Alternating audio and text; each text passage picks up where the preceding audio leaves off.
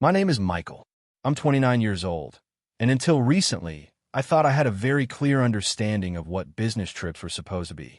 To me, they had always been a monotonous routine, a string of airports where you never linger long enough to remember their names, hotel rooms that all looked alike with their sterile bed sheets and generic artwork on the walls, and long meetings in glass-walled offices where people talked more about synergy and efficiency than anything resembling real life.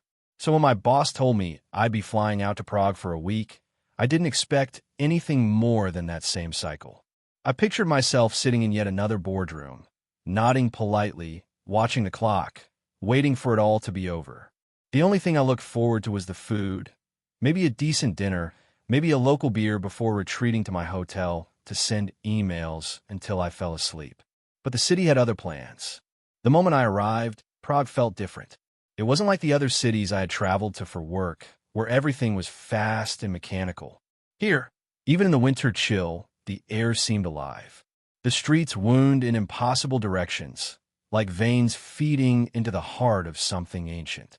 The cobblestones beneath my shoes felt as though they had been worn smooth by centuries of footsteps, carrying countless stories I could never hope to know. And the buildings, they didn't scrape the sky like the cold towers of London or Frankfurt. They leaned inward, almost conspiratorial, their facades painted in colors that seemed to glow under the street lamps. It was the kind of place that made you slow down whether you wanted to or not. By the time my first day of meetings ended, I was exhausted. The kind of exhaustion that isn't just in your body, but in your head too. The weight of constant talking, smiling, pretending. I didn't want noise.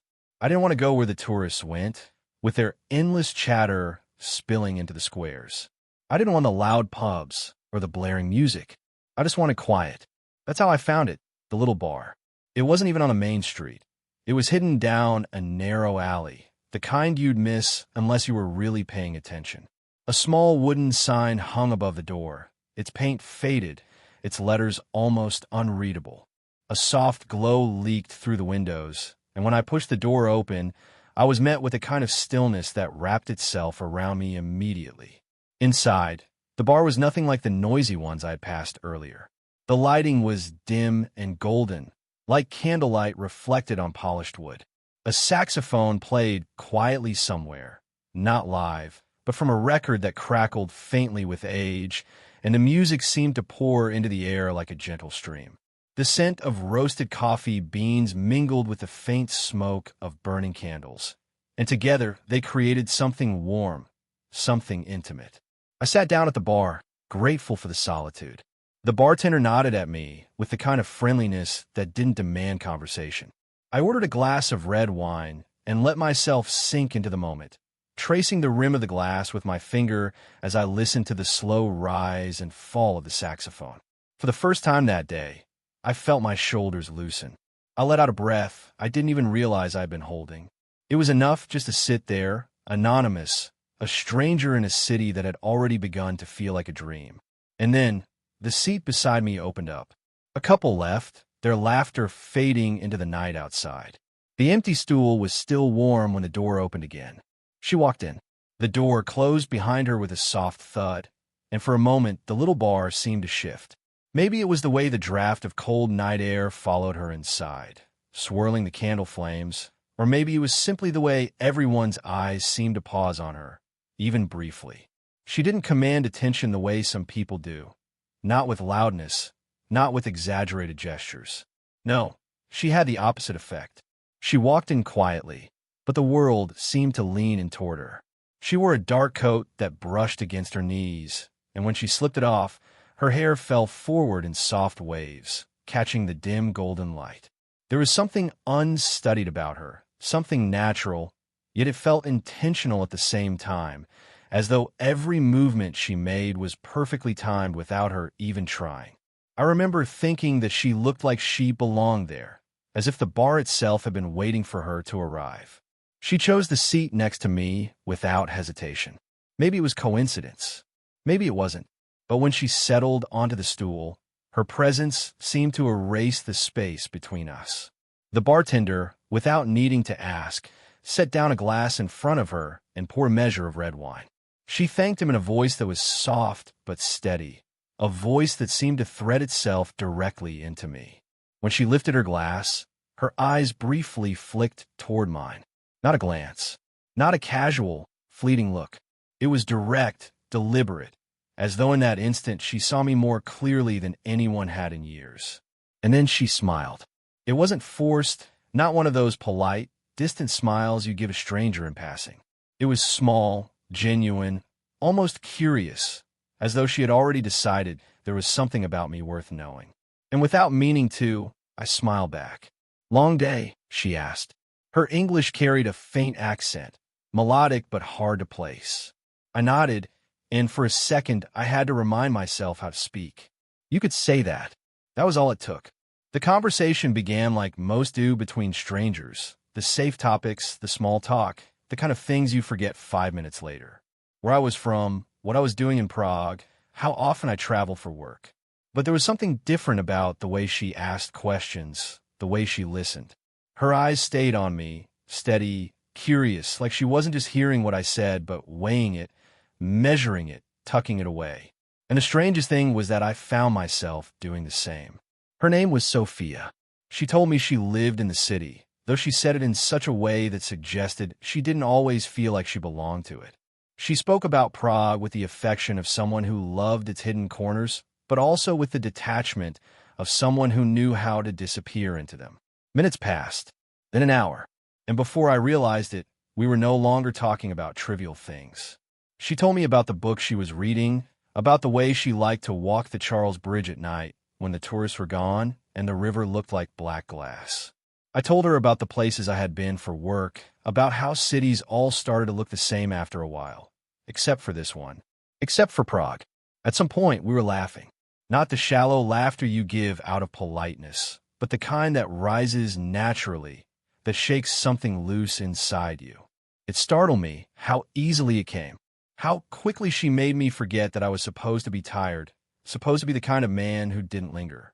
I don't know if it was the wine, or the way the saxophone seemed to play only for us, or simply the weight of her gaze holding me there, but suddenly the rest of the bar faded.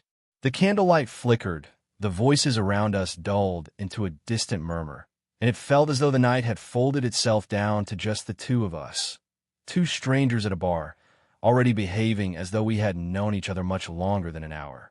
It was close to midnight when we finally pushed ourselves away from the bar. I hadn't planned on staying that long.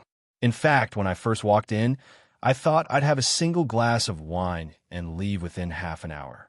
But time inside that place had dissolved, minutes blending into hours as easily as the last drop of wine slipping from the bottle into our glasses.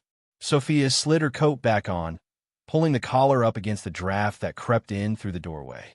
She looked at me with that same quiet smile and said, "You're not going back to the hotel yet, are you?" I should have. I had a full day of meetings the next morning. My laptop was waiting upstairs with a dozen unread emails, and my suitcase was still half unpacked. Every reasonable part of me should have said yes, but the words that came out instead were no, not yet. So we stepped out together into the Prague night.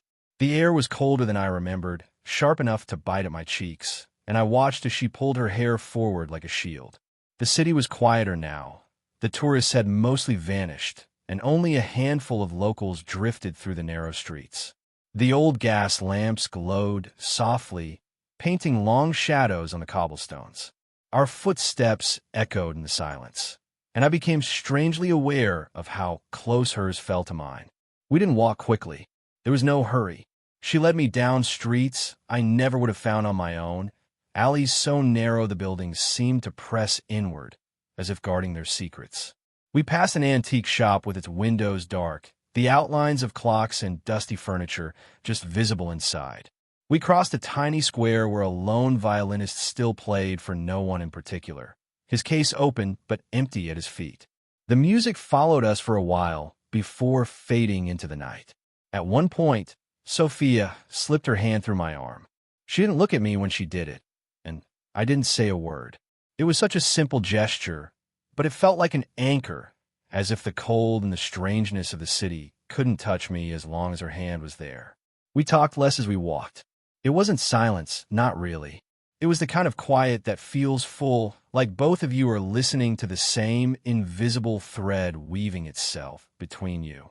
Sometimes she'd point out something small, the carved face of a gargoyle staring down at us, the scent of fresh bread escaping from a bakery, even though it was long past closing time.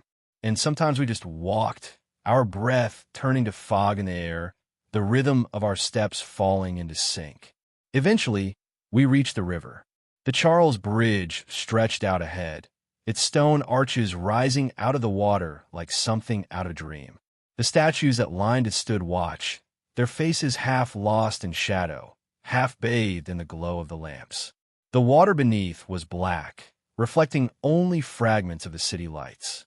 "This is where I come when I can't sleep," she said quietly. I turned to look at her. The way the wind caught her hair, the way her eyes lingered on the dark surface of the river. She seemed both present and far away, like part of her was walking beside me, while another part of her was drifting somewhere else entirely. We stood there for a long time. No rush, no agenda. Just the two of us on the bridge, the city spread out around us, ancient and endless. At some point, she shivered. Almost instinctively, I moved closer. She didn't pull away. Instead, she leaned against me slightly, her head brushing my shoulder. And just like that, the distance between strangers shrank again, smaller and smaller, until it felt like it had never been there at all. I knew then, without needing to say it, without even understanding why, that this night wasn't going to end the way I had first imagined. We left the bridge slowly, almost reluctantly, as if both of us were aware that stepping away from it meant the night was moving forward, closer to some unspoken point we hadn't yet named. The city was almost asleep now, the streets deserted except for the occasional passing tram, its windows glowing with tired passengers. Prague, under that hour, felt suspended, like it belonged to us alone. Our footsteps echoed in the narrow alleys as we headed toward my hotel. I hadn't invited her yet, not with words. But the way she walked beside me, unhurried, her hands still brushing against my arm, told me she wasn't ready for the night to end either. We passed a cafe with its chairs stacked neatly on tables, the smell of coffee still lingering faintly in the air. We passed a bookstore with its shutters pulled down, and I wondered what stories were waiting inside, locked away for the night. But none of it really mattered. My attention was entirely on her. Every few steps, I stole glances at Sophia. She carried herself with an ease I couldn't quite explain, like someone who knew where she belonged in every space, even if she didn't say it. Her eyes kept shifting, catching the lights, reflecting them back like fragments of glass. And yet, whenever those eyes met mine, it felt less like reflection and more like revelation. When we finally reached the street where my hotel stood, I slowed down. I didn't want the walk to end, didn't want the air between us to change. The entrance loomed ahead, warm light spilling out as someone held the door for another guest. And then Sophia stopped. She turned to face me fully. For a moment, neither of us spoke. The silence wasn't awkward. It was weighted, heavy with the kind of question that doesn't need words. Her eyes searched mine, steady, patient. I could almost hear what she wasn't saying. Is this it? Do we say goodbye now? Or is there more? I felt my chest tighten, my pulse quicken. My hand moved almost without thought, reaching for the door. I held it open, my heart pounding louder than the city around us. And with the faintest tilt of her head, the smallest trace of a smile, she stepped inside. The lobby was quiet, dimly lit, the hum of a late-shift desk, clerk tapping at a computer, the only sound. We didn't pause there. We didn't need to. Our steps carried us across the polished floor into the waiting elevator. The doors closed, and for the first time that night, it was just us. No bar, no streets, no city. The air inside was warm, too warm, and in the silence I could hear every beat of my heart. Sophia stood close, not touching me, but close enough that I could feel her presence like a current pulling me in. I wanted to speak, to say something, anything, to break the tension that wrapped around us. But no words came, and maybe none were needed. When the elevator chimed and the doors slid open onto my floor, she walked out first. I followed, each step louder than it should have been against the carpeted hall. My room was at the end. The hallway stretched like a corridor in a dream, familiar but unreal. When we reached the door, I paused again. My key card trembled slightly in my hand. This was the threshold, the moment that would decide what the night became. Sophia didn't look nervous. She simply stood there, her coat still wrapped around her, watching me with that unreadable expression, equal parts calm, curious, and knowing. I slid the card, the lock clicked, and the door opened. She didn't hesitate. She stepped inside. The hotel room was nothing special, the kind of standard business accommodation designed to be forgotten as soon as you check out. A double bed with white sheets pulled too tight, a small desk with a lamp, beige curtains that tried and failed to block the glow of the city outside. But that night, the room felt transformed. It wasn't just four walls and furniture anymore. It was a stage, waiting for what would unfold. Sophia walked in ahead of me, her heels clicking softly against the floor. She slipped her coat off and placed it neatly over the back of the chair, her movements unhurried, deliberate. When she turned back toward me, I noticed how the soft light from the street filtered through the curtains and caught in her hair. For a moment, she looked almost unreal, like a scene painted in brushstrokes of gold and shadow. I closed the door quietly, almost afraid that any sound would shatter the fragile spell between us. The hum of the city outside was muted, distant, as if Prague itself had stepped aside to let this moment exist untouched. We didn't rush. Neither of us seemed willing to. Instead, we lingered in that charged space, two strangers who suddenly weren't strangers at all. She stood a few feet away, studying me in silence. Her gaze was steady, unflinching, and it struck me with a strange mix of comfort and intensity. It was as if she was saying, without words, "I'm here. I've chosen this. Have you?" I crossed the room slowly, the carpet muffling my steps. When I reached her, I didn't know what to do with my hands. I let them hover for a second before one of them found hers, tentative, like testing the strength of a bridge before stepping onto it. Her fingers curled around mine without hesitation, soft, warm, grounding. We stood there like that, just holding hands, breathing in sync, the rest of the world falling away. And then she spoke, her voice barely above a whisper. "You're nervous." I laughed softly, a little embarrassed, but I didn't deny it. A little, I admitted. Her lips curved into a faint smile. "Good. That means this matters." And before I could answer, she moved closer. Her free hand slid lightly across my arm, tracing its way upward until it rested against my chest. My heart was racing, too fast, too loud, but she didn't seem startled by it. If anything, she seemed to find reassurance in the rhythm. Her eyes flicked to mine, and for one suspended second, everything hung in balance. Then her lips found mine. The kiss wasn't rushed. It wasn't hungry or hurried. It was slow, deliberate, the kind that draws everything out, makes every second stretch. My hand tightened around hers, our fingers intertwining, and for the first time in a long time, I felt something inside me quiet. The noise of work, of travel, of everything I carried with me. All of it dissolved, leaving only this. Her. Us. The stillness of a Prague hotel room at midnight. When she finally pulled back, her forehead resting lightly against mine, we both stayed there with our eyes closed, as if neither of us wanted to risk breaking what had just formed between us. No one spoke for a while. Words would have been too clumsy, too small for the weight of the moment. The city outside kept on breathing, but in that little room, time had narrowed down to just two people, one kiss, and the silent knowledge that nothing about this night was ordinary. The room was quiet, but the silence wasn't empty. It was alive, charged, the kind that hums beneath your skin. Sophia still stood close to me, her hand resting lightly on my chest, her breath brushing against my lips as if the kiss had never really ended, only paused. For a long while, neither of us moved. We didn't need to.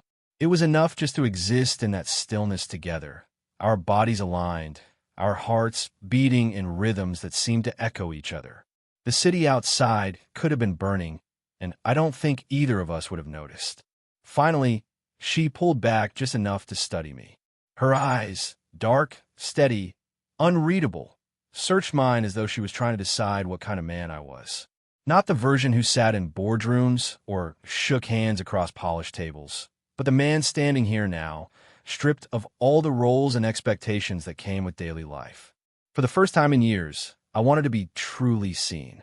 She tilted her head slightly, her hair falling over her cheek, and asked softly, "Do you always let yourself get carried away like this?" Her tone wasn't accusing. If anything, it was playful, curious, like she already knew the answer. I shook my head, smiling faintly. "No, never." "Good," she whispered, the corner of her mouth curving into that half-smile again. "Then maybe tonight can be the exception." She stepped away from me then, just far enough that the warmth of her body left my skin. The loss was immediate, sharp, but it only made me follow her with my eyes as she crossed the room. She set her wine-colored scarf on the desk, fingers lingering on the fabric for a moment, before turning back toward me. The lamplight caught her as she moved, painting her in soft gold. She seemed at once fragile and impossibly strong, like something ephemeral that could vanish if I blinked too hard, and yet she carried herself as though she belonged to the room more than I ever could. I sat down on the edge of the bed, unsure what to do with my hands, my voice, even my breath. She joined me a moment later, close enough that our knees brushed, her perfume, faint, floral, laced with something darker, weaving itself into the air between us. We talked then, not about work, not about surface things. The conversation slipped into something deeper without us trying. She told me about her favorite places in the city, a cafe tucked away on a hidden street where the barista knew her order by heart, a park where she would sit on Sunday mornings and sketch the people passing by. She admitted she rarely shared those places with anyone. I told her things I hadn't planned to say, about how lonely traveling for work sometimes made me, about the strange emptiness of airports and hotel rooms, about the feeling of moving through life without leaving much of a mark.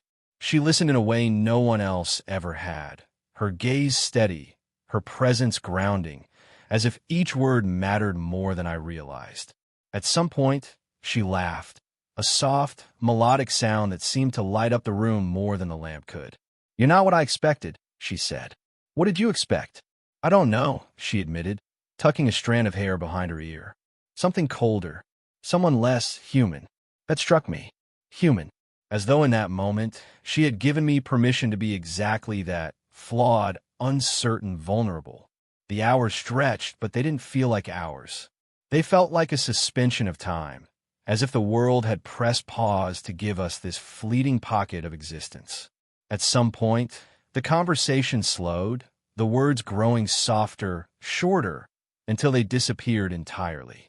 And there, in the quiet of a small hotel room, in a city I barely knew, Sophia leaned into me again. Not with urgency, but with something gentler, something inevitable. And once more, the rest of the world ceased to exist. Morning came quietly. I didn't notice it at first. The curtains were drawn, but thin strips of pale light leaked through the gaps, stretching across the carpet, soft and gray. The city outside was already awake. I could hear the faint rumble of a tram somewhere in the distance, the muted chorus of footsteps and voices beginning another day. But inside the room, time still felt suspended.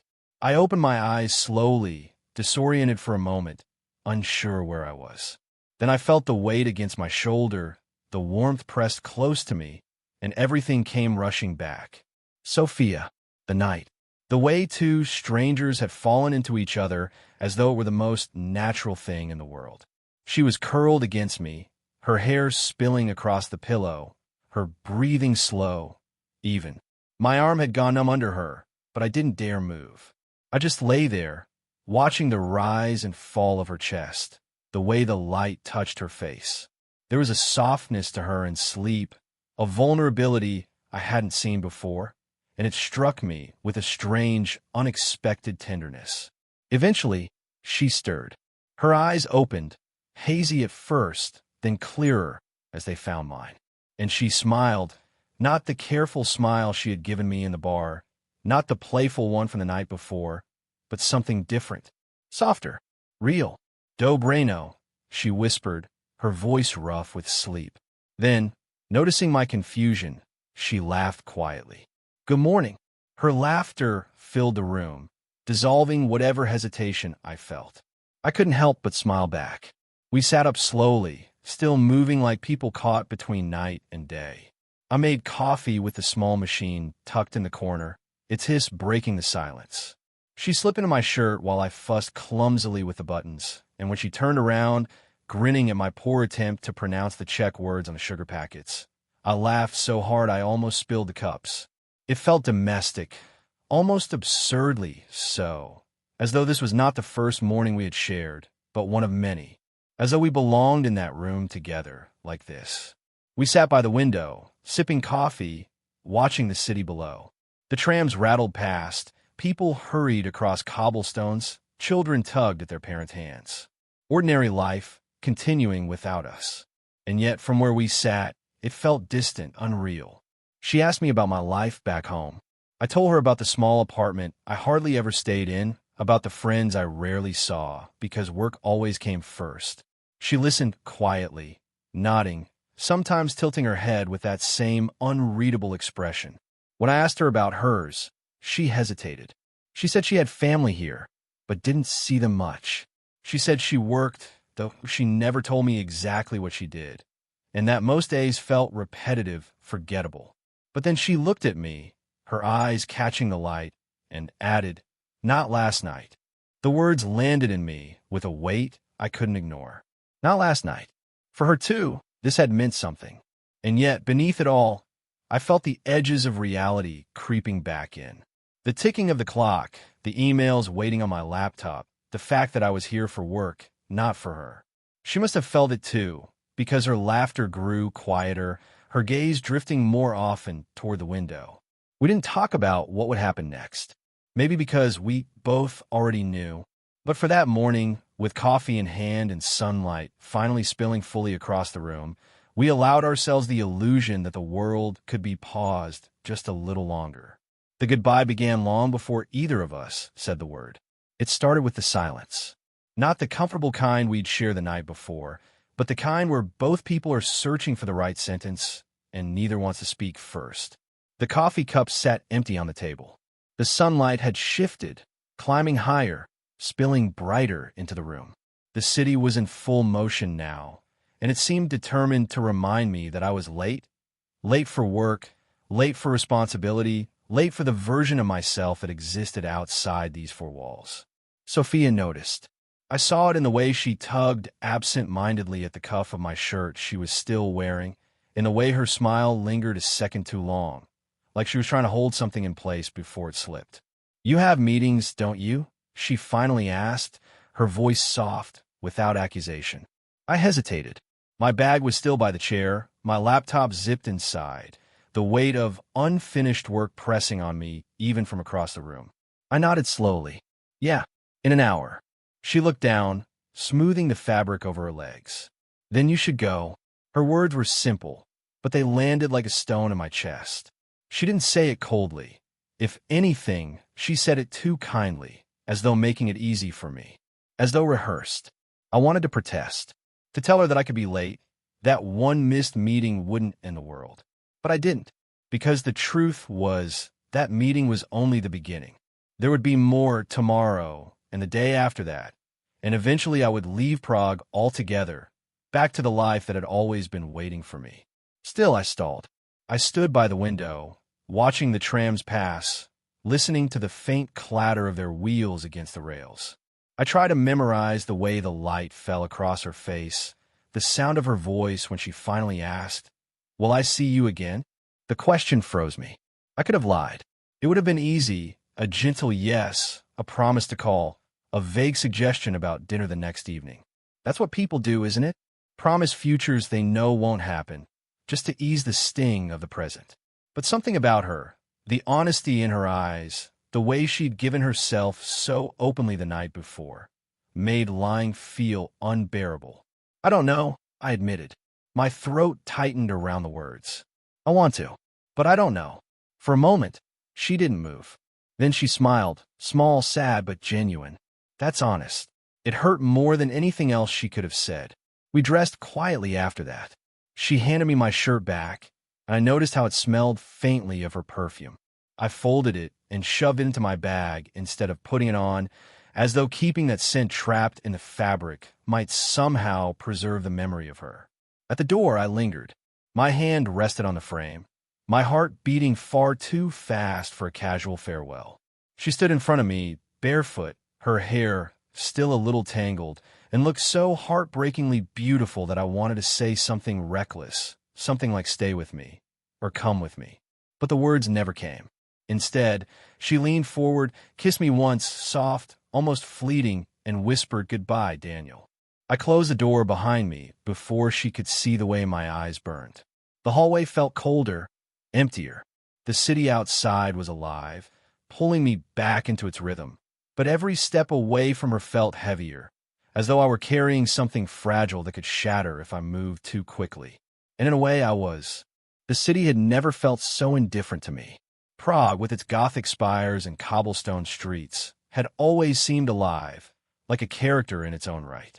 But walking back that morning, suitcase slung over my shoulder, the trams rattling past and tourists spilling into the squares, I felt like I was moving through someone else's film.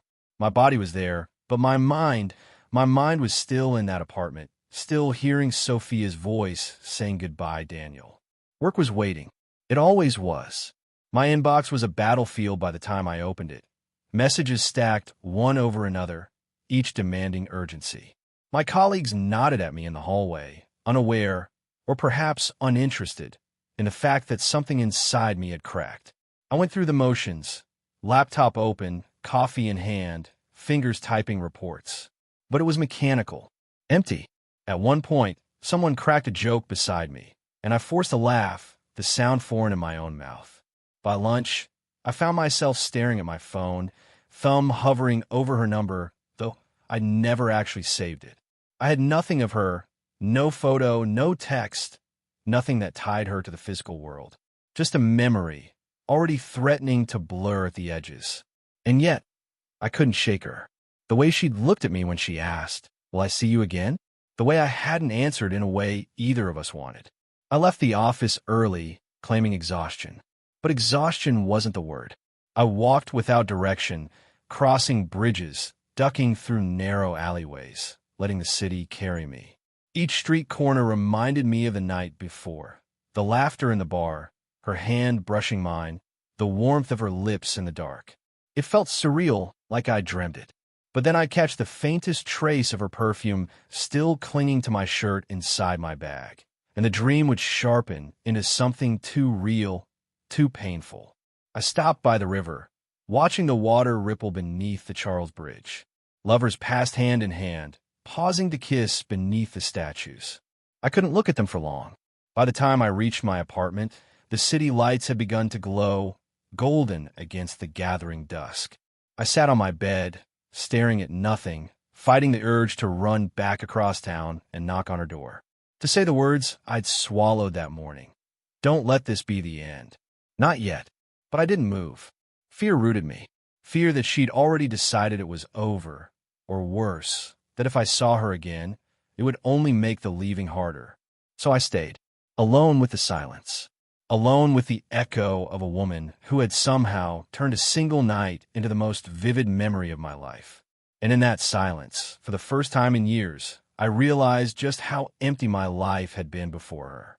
Weeks passed, though it felt like years in the quiet aftermath of that night. Prague receded into memory, replaced by the grind of work, the endless emails, the fluorescent hum of office lights. And yet, no matter where I went or what I did, Sophia lingered.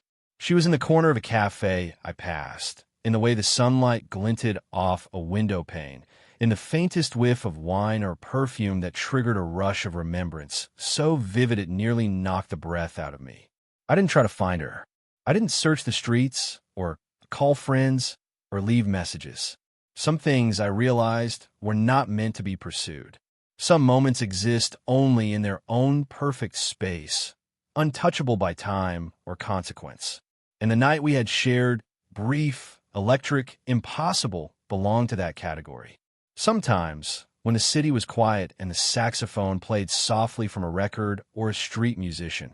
I could almost hear her voice, lilting and warm, cutting through the hum of the world.